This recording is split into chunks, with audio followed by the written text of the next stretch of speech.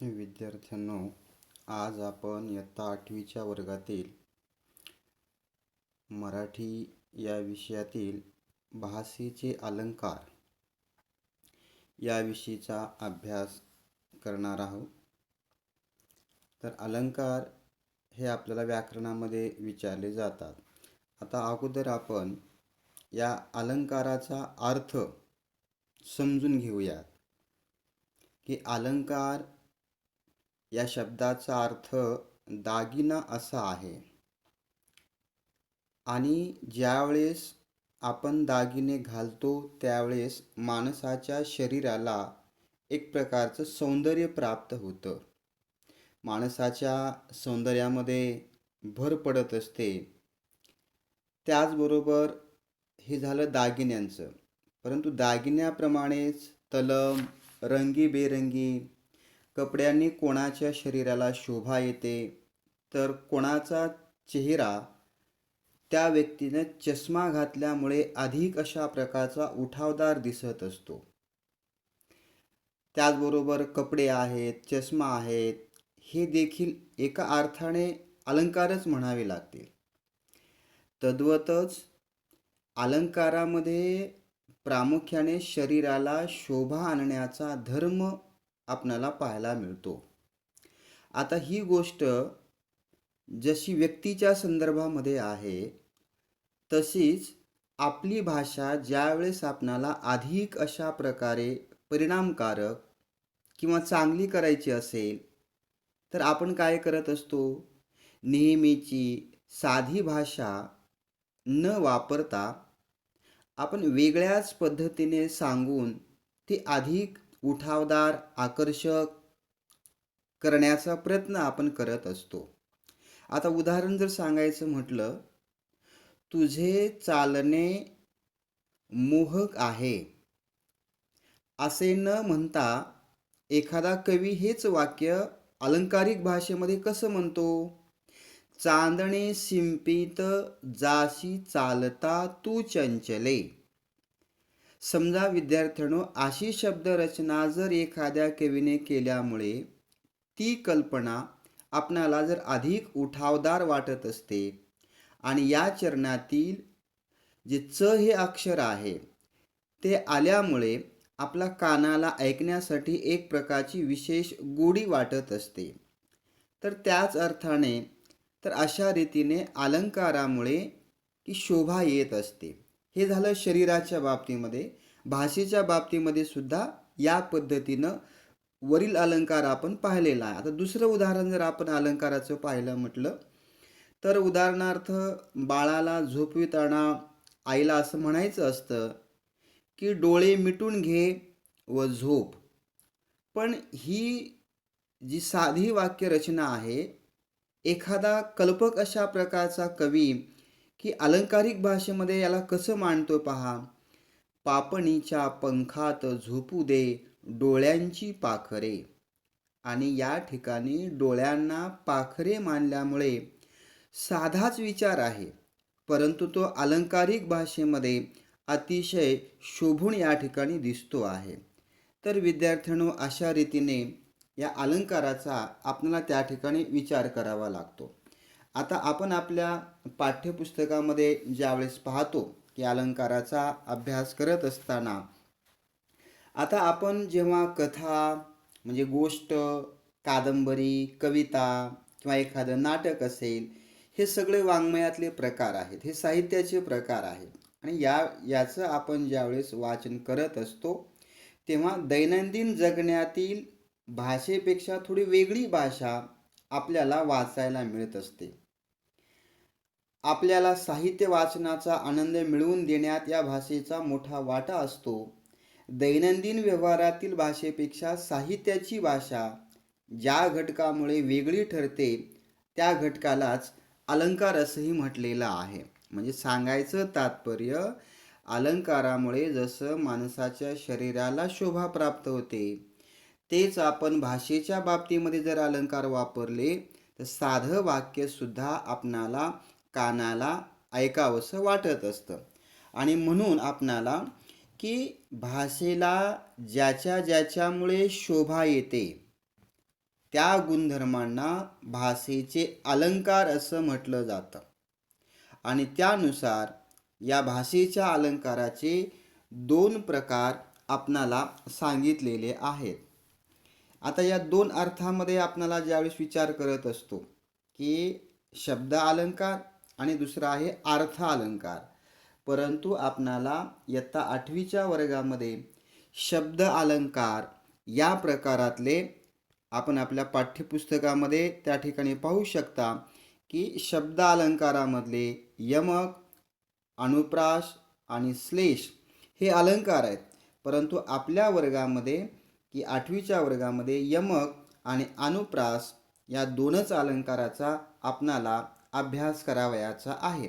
आता पहिला जो अलंकार आहे, उदाहरणार्थ शब्द अलंकार, त्याची व्याख्या आपल्याला कशा प्रकारे करता येईल पहा.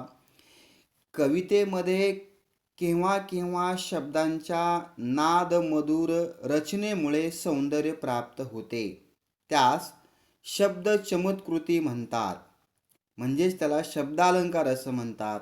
आणि केव्हा केव्हा शब्दातील वेगवेगळ्या अर्थामुळे सौंदर्य प्राप्त होते, त्याला अर्थ चमत्कृती असं नाव त्या ठिकाणी दिलेलं आहे. आता आपण आपल्या पाठ्यपुस्तकामध्ये किंवा मराठीच्या पुस्तकामध्ये जर आपण पेज क्रमांक 54 वरती जर आपण पाहिलं, आपल्याकडे पुस्तक घ्या, पेज क्रमांक 54 वरती आपणाला हा अलंकाराचा भाग त्या ठिकाणी दिलेला आहे. आता आपण यातला पहिला प्रकार विद्यार्थ्यांनो, ज्याला यमक अलंकार असं शीर्षक दिलेलं आहे. बाकीचा भाग आपल्या लक्षामध्ये आलेला आहे की अलंकारामुळे भाषेला शोभा प्राप्त होते. अलंकाराचे 2 मुख्य प्रकार आहेत आणि ज्यामुळे भाषेला शोभा येते त्या त्या गुणधर्मांना भाषेचे अलंकार असं म्हणतात, हे आपण त्या ठिकाणी पाहून आलेलो आहोत. आता आपण यमक अलंकार याच्याविषयी अधिक विस्तृतपणाने त्या ठिकाणी माहिती घेऊयात. यमक अलंकार कसा होतो. आता एक उदाहरण आपण जर पाठ्यपुस्तकातलं पाहिलं पहा. मना चंदनाचे परित्वा झिजवावे. पाठ्यपुस्तकामध्ये घ्या, जवळ पाठ्यपुस्तक घ्या, उदाहरण असल्याशिवाय आपल्याला समजणार नाही. म्हणून हा व्हिडिओ पाहत असताना आपण मराठीचं पाठ्यपुस्तक जवळ ठेवा. परत उदाहरण मी वाचतोय पहा. मना चंदनाचे परित्वा झिजावे, परी अंतरी सज्जना निववावे. आता हे उदाहरण आहे. आता आपणाला या उदाहरणामध्ये शेवटचे जे शब्द आहेत की उदाहरणार्थ वे, झिजावे आणि निववावे, हे 2 शब्द यामध्ये आपणाला शेवटी, मध्ये किंवा ठराविक ठिकाणी वेगवेगळ्या अर्थाने आल्यास तेथे यमक अलंकार होत असतो. आता एक लक्षात ठेवा की यमक अलंकार केव्हा होतो, त्याची व्याख्याच आपल्याला अशी केलेली आहे पहा की कवितेच्या चरणाच्या शेवटी, मध्ये किंवा ठराविक ठिकाणी एक किंवा अनेक अक्षरे वेगळ्या अर्थाने आल्यास यमक अलंकार तयार होतो. आपण जी व्याख्या या ठिकाणी पाहिलेली आहे पाठ्यपुस्तकामध्ये, तर ती व्याख्या आपण त्या ठिकाणी पाठ करावी लागते. आता ज्यावेळेस आपणाला या यमक अलंकाराचं उदाहरण त्या ठिकाणी पाहिलेलं आहे की यमक अलंकारामध्ये की शेवटी, मध्ये, काही ठराविक ठिकाणी ही अक्षरे आपल्याला त्या ठिकाणी पाहायला मिळतात. मग अशा रीतीने वरील उदाहरणामध्ये वे हे अक्षर त्या ठिकाणी आपल्याला सापडतं. आणखीन एक चांगलं उदाहरण त्याच्यासाठी यमक अलंकारामध्ये तुम्हाला स्वतःला त्या ठिकाणी शोधता येईल पहा की सुसंगती सदा घडो, सुजन वाक्य कानी पडो, कलंकमतीचा झडो, विषय सर्वथा नावडो. या प्रत्येक चरणाच्या शेवटी डो हे अक्षर त्या ठिकाणी आलेलं आहे, म्हणून आपणाला हा यमक अलंकार त्या ठिकाणी सांगावा लागतो. त्यानंतर दुसरं पाठ्यपुस्तकामध्ये उदाहरण आपल्या दिलेल्या पहा. नाचे दरी डोंगरात झिम्मा खेळतो नदीशी. पाठ्यपुस्तकातलं उदाहरण पहा. रिमझिम पहाडीचं गाणं बोलतो झाडाशी. आता या दोन्ही काव्यपंक्तीमध्ये शेवटच्या शब्दाकडे जर आपण लक्ष दिलं तर त्याच्यामध्ये शी या अक्षराची काय झालेली आहे की ठराविक ठिकाणी वेगवेगळ्या अर्थाने आलेल्यास या ठिकाणी यमक अलंकार होतो आहे. त्यानंतर तिसरं उदाहरण आहे, आई तुझ्या पुढे मी आहे अजून ताना, शब्दात सोड माझ्या आता हळूच पाना. यामध्ये ताना आणि पाना अशा प्रकारच्या शब्दांमुळे हा यमक अलंकार आपल्याला पाहायला मिळतो. त्यानंतर तिसरं उदाहरण आहे, कडीस जोडोनी दुजा कडीला, मनुष्य बनवीत असे साखळीला. तर विद्यार्थ्यांनो, याच्यामध्ये सुद्धा शेवटच्या अक्षरामध्ये ती अक्षरं पुन्हा पुन्हा आलेली आहेत. म्हणजे वरील प्रत्येक ओळीच्या शेवटी ही अक्षरे पुन्हा पुन्हा आलेली आहेत आणि त्यामुळे काय होतो, ओळीच्या शेवटी ठराविक अक्षरे आल्यामुळे काय होत असतो, नाद निर्माण होत असतो. नाद म्हणजे काय, एक प्रकारचा आवाज, आणि या रचनेला यमक अलंकार असं म्हटलेलं आहे. म्हणून व्याख्या पुन्हा एकदा या यमक अलंकाराची आपल्याला अशा पद्धतीनं करता येईल की कवितेच्या चरणाच्या शेवटी, मध्ये किंवा ठराविक ठिकाणी एक किंवा अनेक अक्षरे वेगळ्या अर्थाने आल्यास यमक अलंकार तयार होतो. तर अशा रीतीने ही यमक अलंकाराची उदाहरणं आणि आपणाला त्याचं वैशिष्ट्य त्या ठिकाणी सांगता येईल. त्यानंतर आपल्या पाठ्यपुस्तकामध्ये दुसरा जो अलंकार आहे तो म्हणजे अनुप्रास अलंकार. साधा सोपा अलंकार आहे. अगोदर आपण या अनुप्रास अलंकाराची व्याख्या जर पाहिली, अगोदर अनुप्रास अलंकाराची व्याख्या पहा.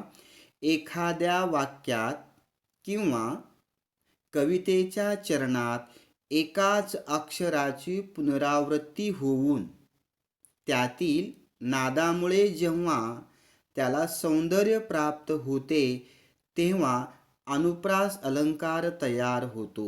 साधा सोपा भाग त्याच्यामध्ये आहे की एकाच अक्षराची काय होत असते, पुनरावृत्ती होत असते आणि त्यामुळे त्याला एक प्रकारची लय प्राप्त होते. ते वाक्य नादमय अशा प्रकारचं वाक्य आपल्याला वाटायला लागतं. तर एक साधी सोपी व्याख्या आपल्याला या अनुप्रास अलंकाराची या पद्धतीनं सांगता येईल. आता आपल्या पाठ्यपुस्तकामध्ये उदाहरण काय दिलेलं आहे पहा. गडद निळे जलद भरुणी आले, शीतल तणू चपल चरण अनिल गण निघाले. तर या प्रस्तुत वाक्यामध्ये पहा, पुनरावृत्ती झालेले वर्ण तुम्ही शोधा. आपल्याकडे पाठ्यपुस्तक घ्या आणि त्याच्यामध्ये की कोणत्या अक्षराची पुनरावृत्ती झालेली आहे. आता पहिल्या ओळीकडे तुम्ही जर लक्ष दिलं पहा, गडद गडद, बरोबर आहे. तर या अक्षराची काय झालेली आहे, पुनरावृत्ती झालेली आहे. आणखीन दुसरं कोणतं अक्षर आहे पहा, की ल या अक्षराची काय झालेली आहे, पुनरावृत्ती झालेली आहे. आणि मग त्याच्यामुळं काय होतं पहा, त्या अक्षराची जर पुनरावृत्ती होत असेल आणि त्याच्या नादामुळे जेव्हा त्याला सौंदर्य प्राप्त होत असेल तेव्हा हा अनुप्रास अलंकार तयार होत असतो. म्हणून आपण व्याख्याचवरती काय केलं पहा, एखाद्या वाक्यात किंवा कवितेच्या चरणात एकाच अक्षराची पुनरावृत्ती होऊन त्यातील नादामुळे जेव्हा त्याला सौंदर्य प्राप्त होते तेव्हा अनुप्रास अलंकार तयार होतो. व्याख्या आपण पाठच केली पाहिजे, बरोबर आहे, तरच आपल्याला त्यातला अलंकार त्या ठिकाणी समजत असतो. आता दुसरं उदाहरण त्याच्यामध्ये दिलेलं आहे पहा. रजत नील ताम्र नील, पाठ्यपुस्तकामध्ये पहा, रजत नील ताम्र नील स्थिर पल जल पल सलील. आता या अक्षरामध्ये कोणत्या अक्षराची पुनरावृत्ती झालेली आहे पहा. या वाक्यामध्ये, या उदाहरणामध्ये आपण जर पाहिलं तर याच्यामध्ये ल या अक्षराची काय झालेली आहे, पुनरावृत्ती झालेली आहे आणि त्याच्या नादामुळे त्या वाक्याला काय प्राप्त झालेलं आहे, सौंदर्य. नाद शब्दाचा अर्थ आवाज असा आहे. त्याला एक लय प्राप्त झालेली आहे, आवाज प्राप्त झालेला आहे. दुसरं उदाहरण त्याच्यामध्ये दिलेलं आहे. संत म्हणती सप्तपदे सहवासे सख्य साधूशी घडते. याच्यामध्ये तुम्ही पहा, मी सांगण्याच्या अगोदर आपण या उदाहरणामध्ये कोणत्या अक्षराची पुनरावृत्ती झालेली आहे पहा बरं. याच्यामध्ये सप्त, सहवासे, सख्य, साधूशी, म्हणजे कोणत्या अक्षराची पुनरावृत्ती झालेली आहे? या अक्षराची काय झालेली आहे? पुनरावृत्ती झालेली आहे. त्यात आणखीन एक सोपं उदाहरण म्हणजे पहा, पर्वतीच्या पायथ्याशी पंढरीने पांढरा पक्षी पाहिला. याच्यामध्ये या अक्षराची काय झालेली आहे? पुनरावृत्ती झालेली आहे.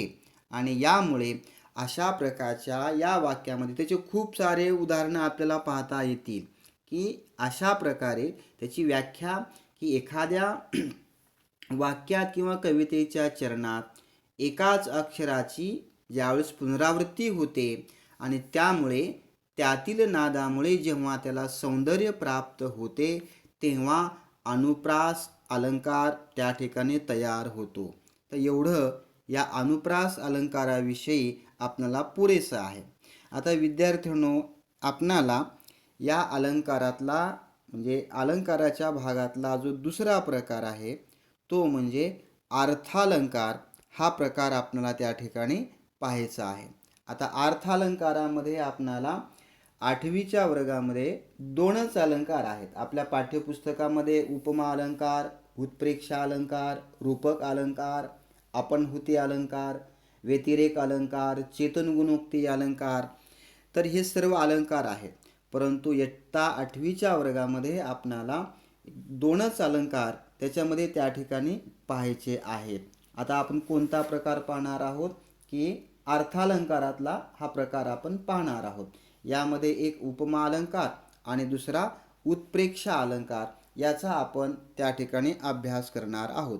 आता थोडंसं या अलंकारामध्ये आपल्याला कोणत्या गोष्टी म्हणजे लक्षपूर्वक म्हणजे पाहता आल्या पाहिजेत पहा. इथं आपल्याला पाठ्यपुस्तकामध्ये वर दिलेलं आहे पहा, की यामध्ये उपमेय म्हणजे काय, उपमान म्हणजे काय आणि समान धर्म सूचित करणारा शब्द कोणता आहे. तर अशा प्रकारचे काही शब्द आपल्याला त्या ठिकाणी लक्षामध्ये घ्यावे लागतील. आता आपल्या पाठ्यपुस्तकामध्ये जर पाहिलं पहा, की एक उदाहरण दिलेलं आहे. हा आंबा साखरेसारखा गोड आहे. आता या उदाहरणामध्ये आपण या ठिकाणी पाहिलं आहोत की उपमेय कोणतं आहे, उपमान कोणतं आहे, त्यामध्ये साम्यवाचक शब्द कोणता आहे आणि समान धर्म म्हणजे सारखा याच्यामध्ये कोणता शब्द आहे. हे शब्द जर आपणाला व्यवस्थितरित्या या ठिकाणी समजले तर आपणाला ह्या दोन्ही अलंकाराची त्या ठिकाणी म्हणजे मदत होणार आहे. आता सुरुवातीला विद्यार्थ्यांनो, अगोदर आपण या गोष्टी आपल्याला माहिती असल्या पाहिजेत. उपमेय कोणता आहे, उपमान कोणता आहे आणि समान धर्म कोणता आहे आणि साम्यवाचक शब्द कोणता वापरलेला आहे. तुम्ही जर पाठ्यपुस्तकामध्ये वरचं उदाहरण जर घेतलं, हा आंबा साखरेसारखा गोड आहे. आता याच्यामध्ये उपमेय म्हणजे काय पहा, की आपण ज्या वस्तूला उपमा दिलेली असते तिला काय म्हटलं जातं? उपमेय. आता वरील उदाहरणामध्ये उपमेय म्हणजे आंब्याला कशाची उपमा दिलेली आहे? साखरेची. म्हणून ज्या वस्तूला उपमा दिलेली असते तिला काय म्हटलं जातं? उपमेय. म्हणून वरील उदाहरणामध्ये आंबा हे काय आहे? उपमेय. आता आपण दुसऱ्या याच्याकडे जर पाहिलं पहा, की दुसरा शब्द आहे उपमान. आता उपमान म्हणजे काय? ज्या वस्तूची उपमा दिलेली असते त्याला उपमान असं म्हटलं जातं. आता वरील उदाहरणामध्ये आंब्याला, आंबा हे उपमेय आणि साखर हे काय झालं? उपमान. म्हणजे साखरेची उपमा कशाला दिलेली आहे? आंब्याला. म्हणून आंबा हे काय झालं? उपमेय आणि साखर हे काय झालं? उपमान. त्यानंतर तिसरा शब्द आहे पहा, दोन वस्तूत असणारा सारखेपणा. याला काय म्हटलं जातं? समान धर्म. आणि सगळ्यात महत्त्वाचं म्हणजे की या दोन वस्तूमध्ये आंबा आणि साखर या दोन वस्तूमध्ये जो सारखेपणा आपल्याला दाखवायचा आहे, सूचित करायचा आहे, हा सारखेपणा दाखवण्यासाठी जो शब्द त्या ठिकाणी वापरलेला असतो त्याला साम्यवाचक शब्द असं म्हटलं जातं. आता खालचे दोन गोष्टी सोप्या आहेत, पण उपमेय आणि उपमान या गोष्टी आपल्याला पाठच कराव्या लागतील. की वस्तूला जी उपमा दिलेली असते तिला उपमेय म्हणतात आणि ज्या वस्तूची उपमा दिलेली असते त्या वस्तूला काय म्हटलं जातं, उपमान म्हटलं जातं. खालचे दोन सोपे आहे, त्याच्यामध्ये कोणकोणते शब्द त्या ठिकाणी वापरलेले असतात हे जर आपण पाहिलं तर आपणाला तो अलंकार त्या ठिकाणी समजणार आहे. आता आपण या अर्थालंकारातला जो पहिला प्रकार आहे त्याचं नाव आहे उपमा अलंकार. त्याची आपण या ठिकाणी माहिती घेऊया. आता उदाहरण दिलेलं आहे पहा याच्यामध्ये, सावळाच रंग तुझा पावसाळी नभा परी. हे काय आहे, या उपमा अलंकाराचं उदाहरण आहे. आता याच्यामध्ये विद्यार्थ्यांनो आपणाला कोणकोणत्या गोष्टी शोधायच्या आहेत पहा. हे उपमेय काय आहे, उपमान काय आहे आणि समान धर्म कोणता शब्द आहे आणि त्यानंतर साम्यवाचक शब्द कोणता सांगितलेला आहे. तुम्ही पाठ्यपुस्तकामध्ये पहा, उदाहरण आपल्या पाठ्यपुस्तकामध्ये 62 पेजवरती आहे. सावळाच रंग तुझा पावसाळी नभा परी, हे या ठिकाणी उदाहरण आपल्याला पाहायचं आहे. आता याच्यामध्ये आपल्याला सुरुवातीला उपमेय शोधावं लागेल, त्यानंतर उपमान शोधावं लागेल, बरोबर आहे. तर अशा रीतीने या उपमा अलंकारामध्ये पहा, दोन वस्तूतील साम्य चमत्कृतीपूर्ण रीतीने जेथे वर्णन केलेले असते तेथे उपमा अलंकार तयार होतो. व्याख्या पुन्हा एकदा नीट ऐका. दोन वस्तूतील साम्य चमत्कृतीपूर्ण रीतीने जेथे वर्णन केलेले असते तेथे उपमा अलंकार तयार होतो. उपमेत एक वस्तू दुसऱ्या वस्तूसारखी आहे असे वर्णन केलेले असते. तर आता उदाहरणार्थ याची वैशिष्ट्ये आपल्याला काय सांगता येतात पहा. उपमेय व उपमान यांच्यात काय असते, साम्य. साम्य म्हणजे शब्दाचा अर्थ कळतो आपल्याला. साम्य म्हणजे काय, सारखेपणा त्या दोन वस्तूमध्ये असतो, उपमेयामध्ये आणि उपमानामध्ये. मग आपण वरती पाहिलेलं आहे की उपमेय म्हणजे काय, ज्या वस्तूला उपमा दिलेली असते तिला काय म्हटलं जातं, उपमेय. आणि ज्या वस्तूची उपमा दिलेली असते त्याला काय म्हटलं जातं, उपमान. आता या दोन्ही वस्तूमध्ये काय असतं, साम्य असतं. हा एक भाग, एक पहिलं वैशिष्ट्य. आता त्यानंतर दुसरं ओळखण्यासाठी साधं सोपं वैशिष्ट्य कोणतं आहे पहा. हे साम्य जर आपल्याला दाखवायचं असेल किंवा दाखवण्यासाठी कोणकोणते शब्द वापरले जातात, यामध्ये सम, समान, सारखा, प्रमाणे, परी, गत इत्यादी साम्यवाचक शब्द वापरले जातात. दोन गोष्टी आपण या उपमा अलंकारामध्ये जर लक्षात ठेवल्या तर आपल्याला हा अलंकार समजण्यासाठी खूप सोपा आहे. पहिली बाब म्हणजे विद्यार्थ्यांनो की उपमेय आणि उपमान यांच्यामध्ये काय असते, साम्य म्हणजे सारखेपणा असतो. आणि हा सारखेपणा दर्शवण्यासाठी, हा सारखेपणा दाखवण्यासाठी कोणकोणत्या शब्दांचा आधार घेतलेला असतो किंवा कोणते शब्द प्रामुख्याने वापरले जातात, की उदाहरणार्थ सम, समान, सारखा, प्रमाणे, परी, गत इत्यादी साम्यवाचक शब्द या उपमा अलंकारामध्ये आपणाला पाहायला मिळतात. म्हणून त्याची व्याख्या आपण अशी केलेली आहे पहा, की दोन वस्तूतील साम्य चमत्कृतीपूर्ण रीतीने जेथे वर्णन केलेले असते तिथे उपमा अलंकार तयार होतो.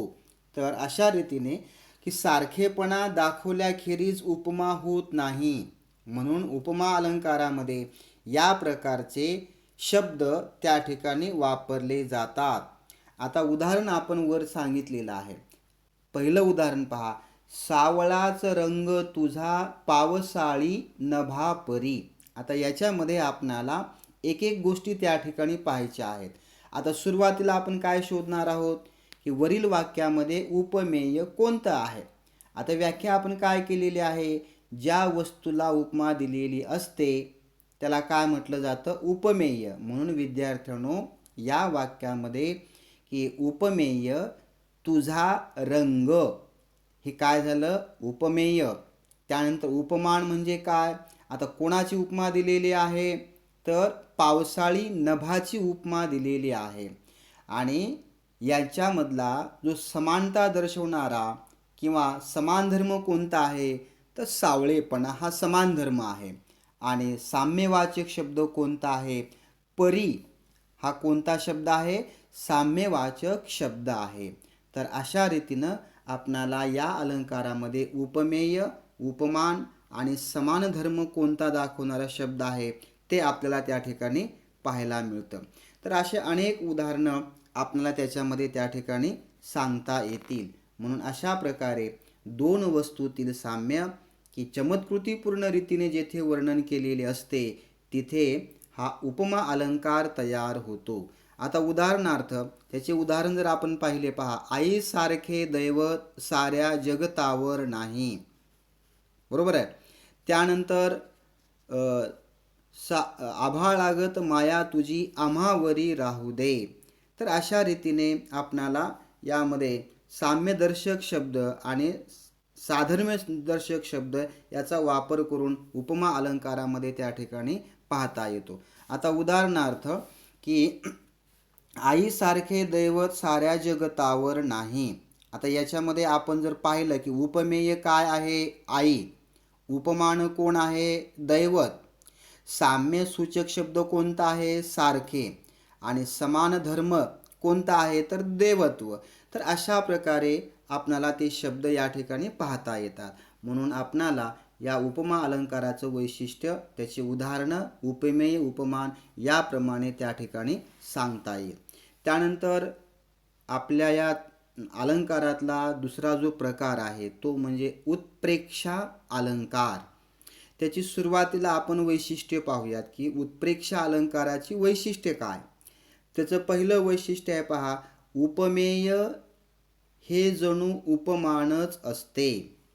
पहा, याच्यामध्ये उपमेय हे जणू उपमानच असते. आणि दुसरं आहे, या अलंकारामध्ये जणू काय, जेवी, गमे, भासे, वाटे की, जसे तसे हे शब्द येतात. आणि म्हणून त्याची व्याख्या अशी केलेली आहे, पहा, उपमेय हे जणू उपमानच आहे असे वर्णन ज्या ठिकाणी केलेले असते तेथे उत्प्रेक्षा अलंकार तयार होतो.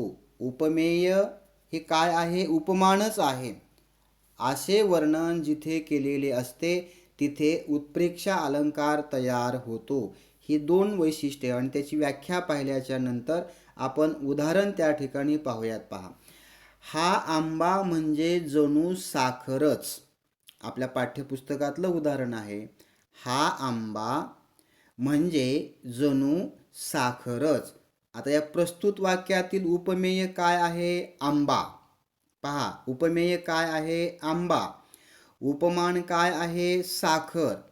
आणि या दोन्हीमध्ये प्रस्तुत उदाहरणामध्ये समान धर्म कोणता आहे, गोडी. आणि प्रस्तुत वाक्यातील साम्यवाचक शब्द कोणता आहे, जणू हा साम्यवाचक शब्द म्हणून आपल्याला त्या ठिकाणी सांगता येईल. तर अशा प्रकारे उत्प्रेक्षा अलंकारामध्ये आपणाला की उपमेय हे जणू काय दाखवतं, उपमानच आहे असे जिथे वर्णन केलेले असते तिथे उत्प्रेक्षा अलंकार तयार होतो. आता अशी अनेक उदाहरणं आपल्याला त्या ठिकाणी सांगता येतील की वाटते सानुली मंद झुळूक मी व्हावे. पहा, याच्यामध्ये उपमेय काय आहे, मी हे उपमेय आहे. आणि उपमान काय आहे, झुळूक हे उपमान आहे. त्यानंतर दुसरं उदाहरण जर आपण या ठिकाणी घेतलं तर विद्या हे पुरुषास रूप बरवे की झाकले द्रव्यही. विद्या हे काय झालं, उपमेय. आणि द्रव्य हे काय आहे, उपमान. तर अशा पद्धतीने यामध्ये उपमेय हे जणू काही उपमानच आहे अशा प्रकारचा म्हणजे वर्णन केलेले असते, तिथे उत्प्रेक्षा अलंकार तयार होतो. आपल्या पाठ्यपुस्तकामध्ये काही तक्ता त्या ठिकाणी दिलेला आहे पहा, पेज नंबर 63 वरती. तर त्यातले एकूण 4 उदाहरणं दिलेली आहेत आणि आपल्याला उपमेय शोधायचं आहे, उपमान शोधायचं आहे आणि यामधले साम्यवाचक जे शब्द आहेत. आता उदाहरणार्थ आईचे प्रेम म्हणजे जणू सागरच. आता याच्यामध्ये उपमेय काय आहे? आईचे प्रेम. उपमान काय आहे? सागर. आणि साम्यवाचक शब्द कोणता आहे? जणू. त्यानंतर दुसरं उदाहरण आहे, आभाळ लागत माया तुझी आम्हावरी राहू दे. यामध्ये उपमेय देव, उपमान आभाळ आणि साम्यवाचक शब्द कोणता आहे? गत. हा साम्यवाचक शब्द आहे. त्यानंतर तिसरं उदाहरण आहे, त्याचे अक्षर मोत्यासारखे सुंदर आहे.